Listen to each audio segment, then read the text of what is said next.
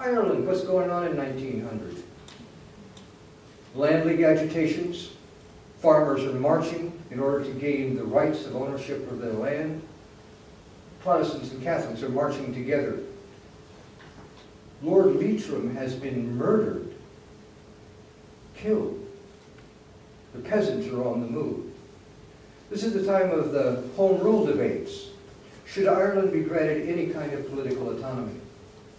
Well, of course, the Catholics think that it should, and the Protestants are beginning to think that it shouldn't. The Home Rule, which seems like a thing that would have benefited all Irish people, is now suddenly a thing that seemed to benefit the Catholics, who would ultimately be the majority of the nation, but not benefit the Protestants. As though Sir Edward Carson declared, "We will not have home rule."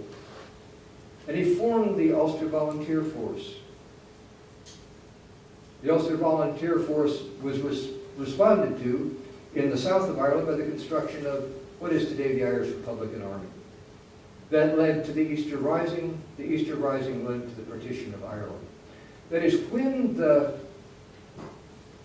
Protestant man, a policeman, was living in a Catholic community, he was in a time of violent tumult, a time of tremendous political change, of tremendous economic change, and he decided to build a house that he could retreat into that would provide him privacy.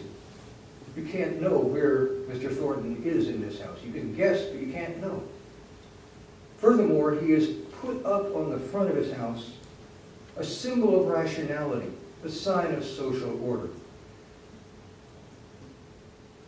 Take a look at the experience of these houses. Here's the old house. When you step through the front door, you're in the kitchen. It's a house that's open. Here's the new house. When you step through the front door, you're in a transverse hallway, out of which you then have to find your way into the kitchen.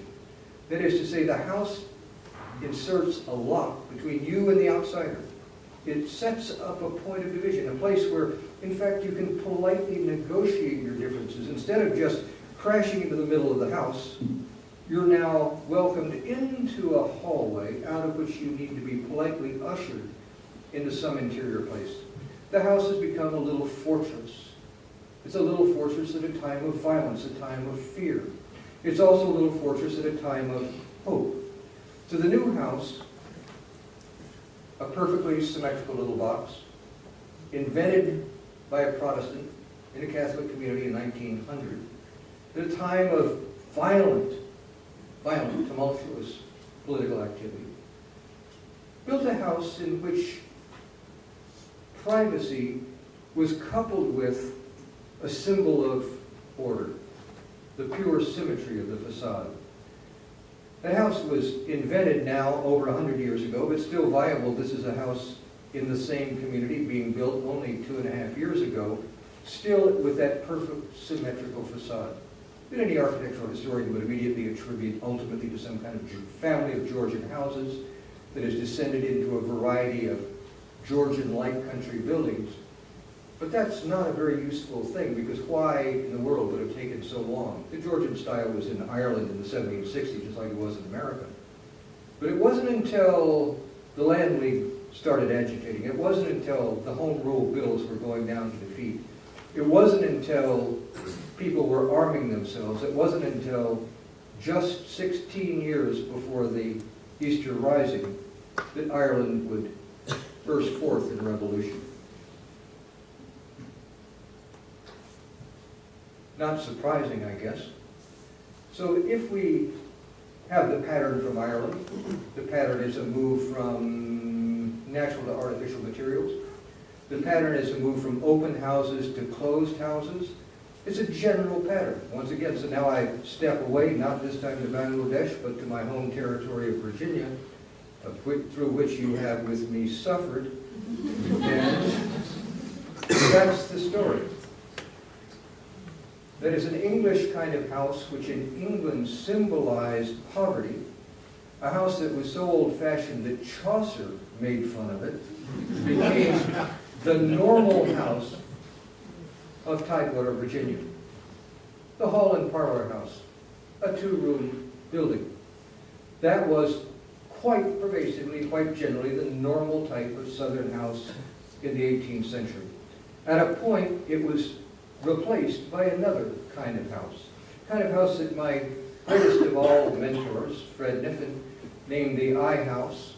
That's a word that's actually escaped him. It's an interesting thing to think of Mr. Niffen, who was born in the year 1900, invented a term that's become pretty general in vernacular architecture scholarship. Tall, narrow gable inn reminded Mr. Niffen of an uppercase I. So I house. There is a moment in which the hall and parlor house is replaced by the I house. That's an interesting detail. What's interesting, the old house, like the Irish old house, was asymmetrical in its front in order to tell you exactly where you would go. This is Ida Moore's house, and when you go through the front door, you can see, because of where that door is set, you're going to move to the right, and you're going to go into the one room, just like in Ireland, where everything goes on, everything happens.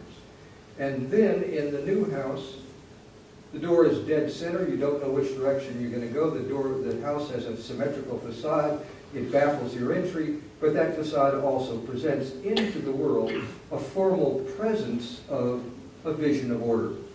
So the old hall and parlor house. I step over the front door. This is the plan of Ida's house. You step over through the front door. You're in what in Ireland would be called a kitchen, in which she called a kitchen. Called in the old literature the hall, distinct from the parlor, the place where people would withdraw to talk. The withdrawing room would be another term. But the hall, the kitchen, was a place where people sat, cooked, ate, talked, visited, were hospitable, argued, sang, did what they did in life. It's effectively a one-room house with an additional house. Very like the houses of Ireland, and then shift to the I house, and the dramatic thing is the insertion of a hallway. This one runs, as it were, north and south instead of east and west. It's exactly the same idea as in Ireland. A different, a new space, an unheated, unlit space has been inserted between insiders and outsiders. Instead of stepping directly into the house, as you did in medieval England, as you did in medieval everywhere, instead of stepping directly into the house, you step into a hallway from which you have to be directed. And so there's a change in Virginia. It's exactly like, in functional terms, the change in Ireland. That is a change from an open and asymmetrical house to a symmetrical enclosed house. It's also true that the change in Virginia happened about 16 years before a revolution. The difference was the revolution in Ireland took place in 1916, the revolution in Virginia took place in 1776. So around 1760 in Virginia, the same thing happened. It happened around 1900 in Ireland. And of course, the remarkable thing is that that same change took place everywhere in the East. So at this moment, which is the most unified moment of American architecture, that is to say, the middle of the 18th century, houses in New England and houses in Virginia were both symmetrical enclosed. There's a door dead center and a symmetrical facade, baffled entry, and projected order. Inside, here the interior was a little lobby in front of the chimney instead of a hallway through the house or a hallway across from the house. In many, many different ways in the larger British world, people figured out at some point, different points, but at some point, that this was the way that they wanted to build a house. They wanted to move from an asymmetrical and open house to a symmetrical and closed house. And it happened before the American Revolution. I emphasize that only because we constantly make the causes of change in history violence.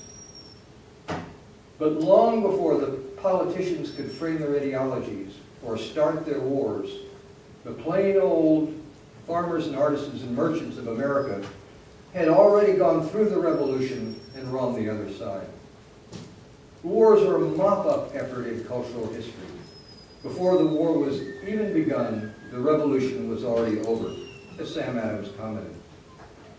Well, in the north, that new house form, symmetrical and closed, was one in a sequence that would lead to a long sequence of 19th century buildings.